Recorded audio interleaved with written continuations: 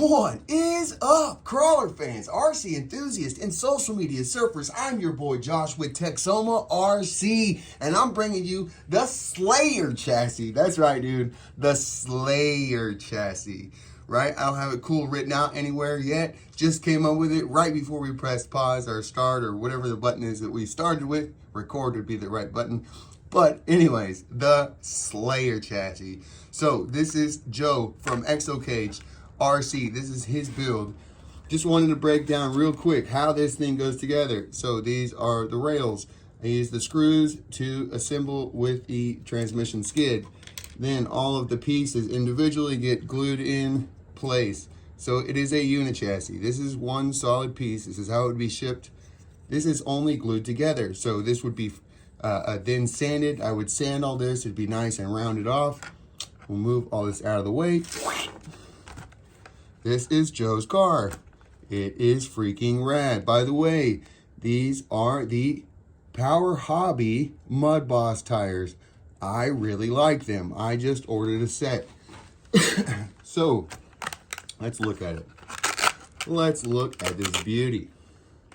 By the way, that's how we do the body mount. We got a magnet, Velcro, magnet.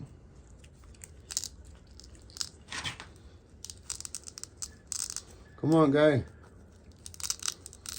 See, it works good. Let me have it. Here it comes. All right, dude. So this is what we're running, by the way. The Ovonic 450 mod. They're more like a 350, but they weigh 30 grams. They're a great size. I really like the battery. It says 80C mod, discharge. We'll see about that. I don't know. They're a great battery. I really like them. Perfect size and weight. This car is balanced with the 30-gram battery. So again, we have Velcro on the battery mount. The electronics tray in the back is just right here. This one actually has 4 holes. I just wanted to try it. I think just 2 holes is enough.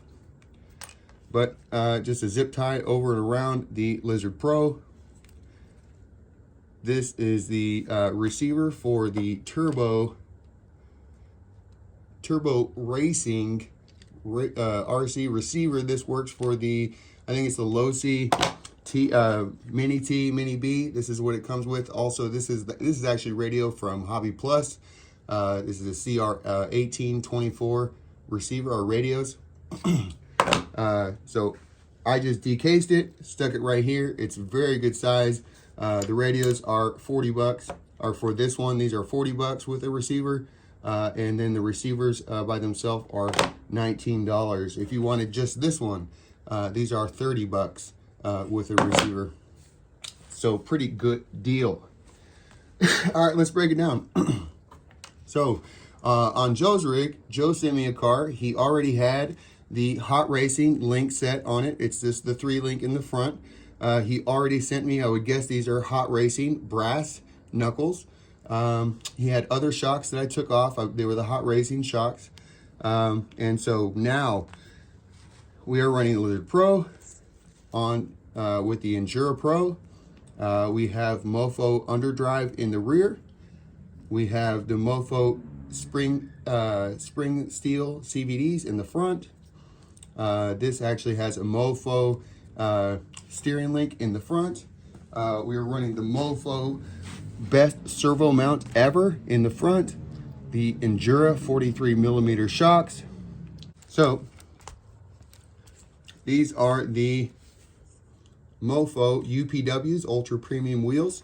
They're running the brass bead lock on the fronts, or on all fours. We have the 3mm aluminum hubs in the rear and the 3mm brass in the front. And that's it. So this car is balanced. Should be, at least on the scales, what they were. I got to try and find a perfectly level spot to maybe retry all this weighing thing, because I had, anyways, we'll do that in a minute. How about we do that now? All right, dude. So there it is on the scale. It's backwards, but it's perfect that way. So that's why I put it that way. Because if you flip it around, I try to balance it. I don't know that maybe it's off just a little bit. I didn't want to go get my freaking level out of the van you know, we put it that way, and, you know, then it reads this. So, F it, dude. It's freaking close enough. You know what I'm saying? Jeez. It's touchy. But then if you put something on each of them, it'll weigh exactly the same. So, obviously it has to do with balance or something, but holy crap, dude. So touchy. So, but actual weight, we're coming in with the 30-gram battery right at 395, 395.7 is what it says. So pretty good weight. That's a pretty good weight, less than 400. Pretty good indeed. So cost on a card to build. I will put maybe not a link, but I will put a full list down in the description for all the parts on this build, or on a build that I would recommend. More probably towards the line of this being Injora parts, Injora and MOFO, just because I trust Injora. I've never had really anything that was an error. I love their shocks. They're perfect for what I'm doing. The 43 millimeters, and you know, the rest of it, you know, from MOFO or Injora, I love all their stuff. So, and you can get it on Amazon Prime. Stuff comes immediately. So, back to the car here. One thing you'll notice, where's that part? This piece in the rear has a hole in it, and it has another hole in it. So the whole idea is to put your rubber band through here. You capture it with a screw, and then this is just wrapped around the screw, and back up. So we get full drop out, but it also sucks us down and keeps us planted, and we get plenty of flex. It rides pretty much, you know, at about 95% typically. It'll come up a little bit and ride a little high, but just sitting there with the body and doing nothing, we're going to ride at about 95% on the ground. Same thing in the front's like 98. You know, we can pull it out, but it doesn't drop out quite as far. It will over time as the rubber bands get loosened up, and then also inside we have 500K diff lube inside, just a little bit. I will be doing a full complete build video on the next one of these that I build to show you the entire build process of how a Texoma style is built, right? So this thing has a monster flex, by the way, just absolutely incredible, but it doesn't actually do that most of the time when driving. But when you get in a bind or you're trying to wrap it around something, it will absolutely twist out for you beautifully. So good. But then it will carry a front or rear tire when you need it to. Freaking so good. It's so awesome. I love this combination of having both a stiff belly dragger that turns into a flex monster when it needs to. And so why do we need that? Again, we need it to drop out for when it hits the belly, right? When it goes right here, we need that front end to be able to pull out. And with between that and our weight bias, we're going to go right over, dude. Awesome. If it couldn't drop out that far, we get stuck. It's that simple. So, anything else on this car? Again, about price. You know, without the chassis, just the parts on this car, if you were doing a stock swap, would be $450. You know, so you may not want to have a stock car. You may just, all you really need to add to that are axle housing, some drive shafts, transmission, and that's pretty much it. So that's all you're really needing from the stock car. If you want to run V2 electronics, that'd be rad. I'll see if I can't configure this and see about, I'm mostly planning on using, stuff like this, maybe an ultimate in here. We'll see. This is supposed to be an ultimate rig. This is not a low end stock swap type thing. I'm gonna have a price tag on it, probably $150 on the wood chassis, when they come out. So their artwork, man, takes a lot of freaking time to build these things, and I will come out with carbon ones, I promise, and they will be as absolutely cheap as I can put them out. So they'll probably be cheaper than my wood ones, I'm guessing. I have no idea about that. So don't hold me to it. I gotta see how much all this stuff costs in production. But I would imagine carbon's gonna be quite a bit cheaper than this wood one. But I cannot say that it'll be better. This entire chassis, when it is sanded, will weigh less than 7 grams. So Obviously, we don't have a transmission skid. That's the only thing that this lacks. I would like to talk to Nick about putting a brass transmission skid.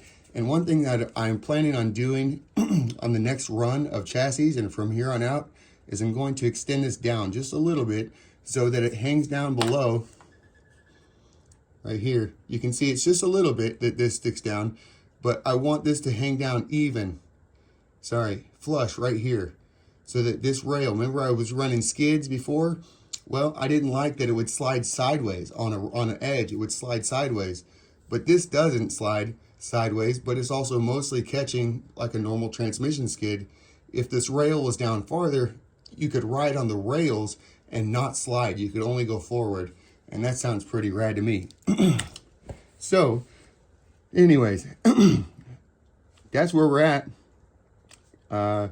This stuff is expensive, man. These are like top of the line cars. Sure, you can have, and this is using the cheapest parts pretty much.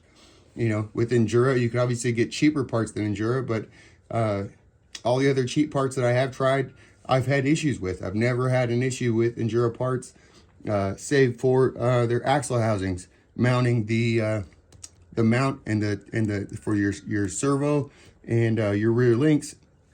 There was something that just was a bit of a pain in the neck. You had to do a little dremeling or a little bit of muscle work, you know. But other than that, I never had a problem with anything they have. So that's why I rep Injora. And then I rep Nick at MOFO. And so this is a Reefs. This is a Reefs RC 99 micro. We run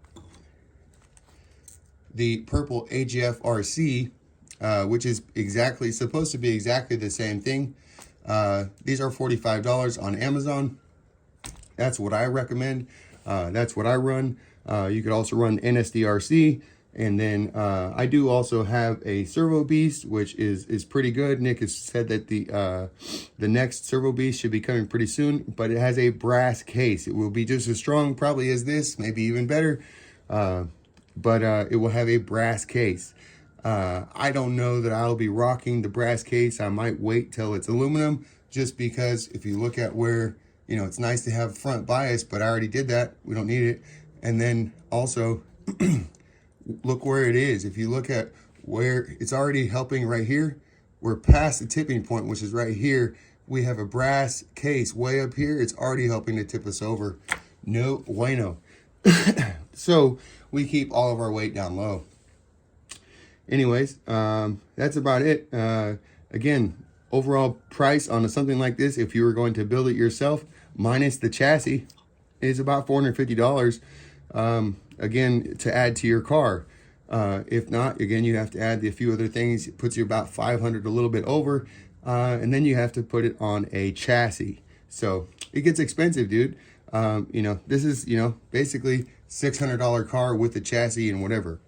You know, so, and if guys were wanting me to build them, you know, that's basically the price that I would tell you. If you were just going to say, hey, I want a car, and you don't give me anything, I would just basically say, hey, $600, I'll build it for you. You know, that's pretty much going to cover it with the parts that I'm saying. You know, I think we didn't include a body, but if you did, for me, at least from right now, if you're ready to go, I can get bodies going. Nick's going to get my bodies made soon. But you know, I can do that with a body too for $600 probably, at this point. So that may not last very long, just because of how, you know, all this stuff works out. And again, that might sound expensive, but you know, see if you can build one that's better for less. Good luck. So again, dude, that's a freaking Slayer chassis, bro. So Slayer, bro. Oh my gosh. Gotta get you one, man. Stay tuned. Peace. Thanks for watching, y'all.